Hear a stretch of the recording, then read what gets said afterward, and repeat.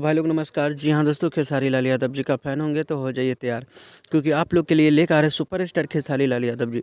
काफ़ी blast level के गाने, तो उसी गाने के बारे में बात करेंगे। तो दोस्तों बता दूँ, आज शाम तक हो सकता है खेसारी लाल यादव जी के काफ़ी बेहतरीन गाने का पोस्टर रिलीज। और एक खुशखबरी की बात है कि खेसारी लाल यादव जी का नेबू खरबूजा भइल गाने, जी जी हाँ दोस्तों, जिस गाने को 50 मिलियन से ज़्यादा व्यू क्रॉस कर चुका है।